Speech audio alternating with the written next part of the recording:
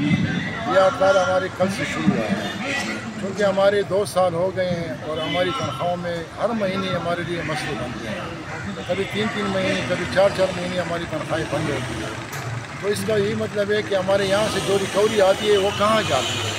हम यही सोचते हैं कि यहाँ से लोकल फंड से जो बाहर पैसे लगाते हैं, जो कहते हैं कभी डीसी साहब के पैसे वहाँ पर लगाते, कभी डीसी साहब के, कभी कहाँ पर, कभी MNA, कभी MP, तो हमारे गरीब वर्करों की तनख्वाहें नहीं हैं, उनकी पेंशन नहीं है, तो ये लोग कहाँ जाएंगे। हम तो अपना हक मांगते हैं, अपनी ड्यूटी करते हैं, अपनी ड्यूटी का अपने हक मांगते हैं, और जब हमारी तनख्वाहें नहीं होती तो हम बर्दाश्त करते हैं, चलो 1 महीने का मसला है, हल हो जाएगा। लेकिन ये तीसरा महीना है हमारी, जो TMO साहब हमें बार बार कहते हैं 10 दिन सब्र करो, 5 दिन सब्र करो, 1 हफ्ता सब्र करो, लेकिन ये सब्र हम कब तक करेंगे। हमारे घर में भूखे मर रहे हैं हमारे बच्चे, हमारे घरों में बीबियाँ वहाँ पर इस तरफ पड़ी हुई, कहते हैं क्या करें हम, बीमारियाँ पड़ी हुई है घर।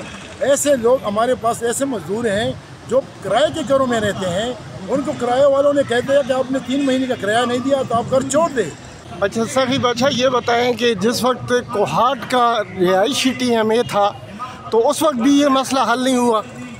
जो पहले हमारे TMO साहब शुएब था, हमारे इलाके का था, यहाँ कोहाट का बाशिंदा था, हम खुद उसको कहते थे ये कोहाट का बच्चा है, क्योंकि हम ये कहते थे इसने कोहाट में बहुत ज़्यादा काम किया है। लेकिन जब इस 2 साल में हमारे लिए इसने मसले बना दिए, काम की बजाय मसले बना दिए। लेकिन आज हम तरसते हैं तो किसकी वजह से तरसते हैं, अपने बच्चों को देखते हैं, अपनी बीवियों को देखते हैं। जब अपनी TMA में आते हैं तो TMA में हमारे और भी परेशानियाँ बढ़ जाती हैं। क्या हम ये परेशानियों की वजह से यहाँ पर ड्यूटियाँ करते हैं? हमने अपना हक मांगते हैं, हमारी बस मुताबिक यही है, तनख्वाह देनी है तो अकाउंट 4 हमारे लिए चाहिए। अकाउंट 4 हमारा मुस्तकबिल है, हमारे बच्चों का मुस्तकबिल है। हम अपना अपील करते हैं वज़ीर आला साहब को, जो उन्होंने तकरीर में ये बयान खुद किया है, और वज़ीर बल्दियात साहब को, सेक्रेटरी बल्दियात साहब को और सेक्रेटरी LCB साहब को, सबको ये अपील करते हैं। और ख़ुसूसी तौर पर जो हमारे कोहाट के MPA साहब हैं, शफी जान साहब जो है, ये भी कोहाट का एक बाशिंदा है। हमारे जो MPA साहब है, एक ज़िम्मेदार बंदा है, जो ज़िम्मेदार बंदा अपना ज़िम्मेदारी नहीं निभा सकता। आज हम यहाँ पर भूखे मर रहे हैं तो हमारे लिए कोई भी पूछने वाला नहीं है। MNA साहब तो वहाँ पर मसरूफ़ होता है।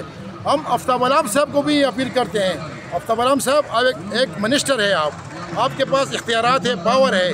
आज आपके इलाके में लोगों को यहाँ तनख्वाहें नहीं मिल रही हैं, क्या ये जो वर्कर हैं ये आपके वोटर नहीं हैं? यहाँ TMA के आधा TMA आपके वोटर हैं, तो आपको भी चाहिए कि हमारे गरीब लोगों की आवाज़ उठाओ। तकरीबन हमारे 300 मुलाजिमीन हैं और तकरीबन हमारे 200 से ज़्यादा हमारे पेंशनियर हैं। यहाँ पर ऐसे पेंशनियर हैं जो यहाँ से दुनिया से भी फारिग हो गए, लेकिन उसकी पेंशन अभी तक बकाया है। ये इंसान है, ये इंसानियत है, जो ये इस दुनिया से भी फारिग हो गए।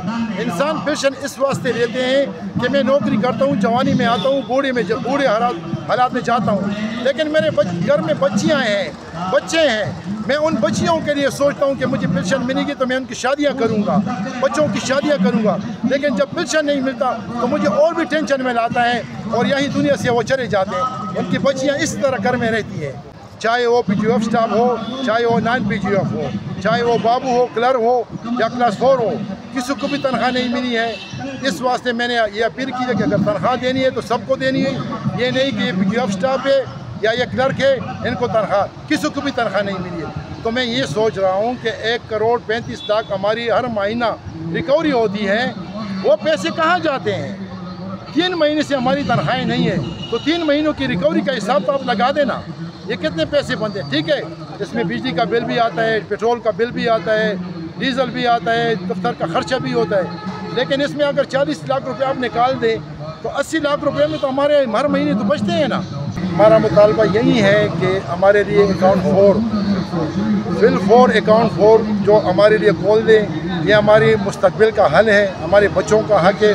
और पेंशनी हजरात जो बूढ़े हजरात हैं, जो दफ्तर पर भी नहीं आ सकते, उनको भी ये हक मिल जाएगा। हमारे तनख्वाह ख़जाने से हो जाएगा, ना हमारी कोई तनख्वाह का मसला होगा, ना हम रोज़ाना हड़तालें करेंगे, ना एहतजाज करेंगे, ना रोज़ाना हम कचकोल फेंक देंगे कि यार हमें कचकोल में हमें ग्रांट दे दो। ये रोज़ाना ग्रांट का मसला हल हो जाएगा।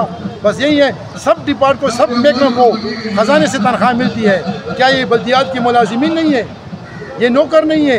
काम सबसे ज़्यादा ये करते हैं, ईद के दिन लोग कुर्बानियाँ करते हैं, हमारे मज़दूर वहाँ पर ड्यूटियाँ करते हैं, आपके गंद उठाते हैं, आपकी सफाइयाँ करते हैं। लेकिन मुहर्रम में, जिलम में, ईद में, यहाँ पर हर एक शहर में हम मुलाजिमीन हमारे करते हैं। लेकिन जहाँ पर लावारिस लाश आती है तो TMA के मुलाजिमीन जाते हैं, उसको दफनाते हैं।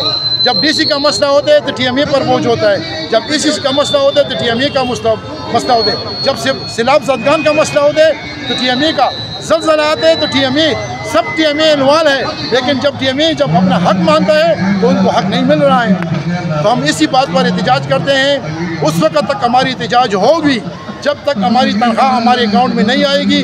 हम एहतजाज जारी रखेंगे, चाहे वो 10 दिन हो, महीना हो, 2 महीना हो, करेंगे इंशाल्लाह एहतजाज, क्योंकि हम अपना हक मांगते हैं, अपने हक के लिए लड़ते हैं।